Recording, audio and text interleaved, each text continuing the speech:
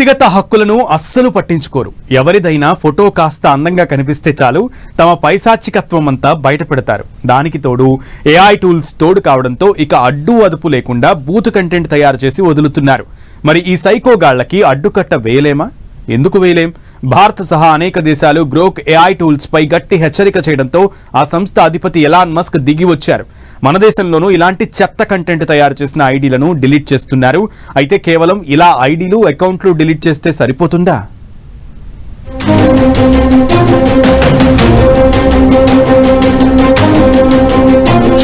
ఈ గోకుడెంట్రా బాబు,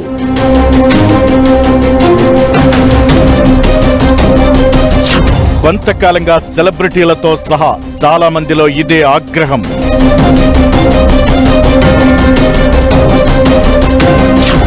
ఇష్టం వచ్చినట్లు మార్ఫింగ్ చేసి ఎడిటింగ్ చేస్తున్న పోకిరీలు.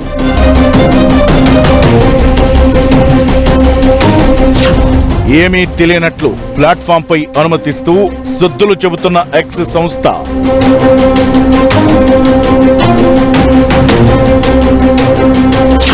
ఇండోనేషియాలో ఎక్స్ గ్రోక్ ఏఐ పై బ్యాన్.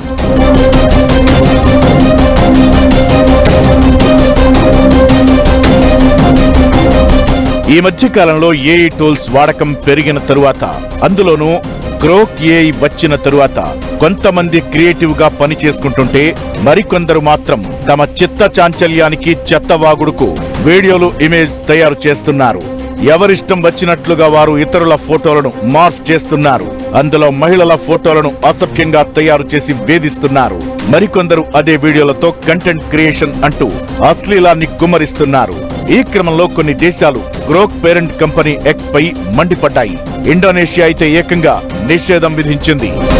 మన దేశంలో ఎంపీ ప్రియాంక చతుర్వేది కూడా కేంద్రానికి ఈ విషయమై కంప్లైంట్ చేయగా 2 వారాల్లో చెత్త కంటెంట్ అంతా తొలగించాలని కేంద్రం ఎక్స్కి హెచ్చరికలు పంపింది.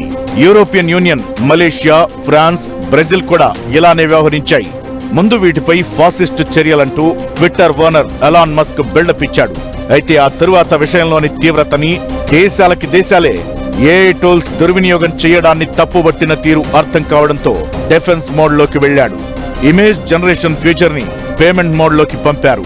అయితే దీంతోనే సమస్య తీరుతుందనుకోవడం, తామేదో పరిష్కరించామని చెప్పుకోవడం భ్రమ.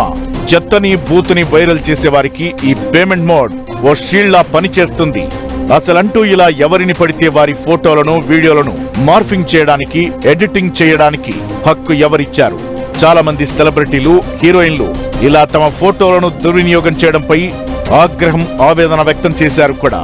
అందుకే ముందు ఇలా చేసేవారి ఖాతాలను బ్యాన్ చేయాలి. తరువాత చట్ట ప్రకారం అరెస్టు చేసి శిక్షలు వేయాలి.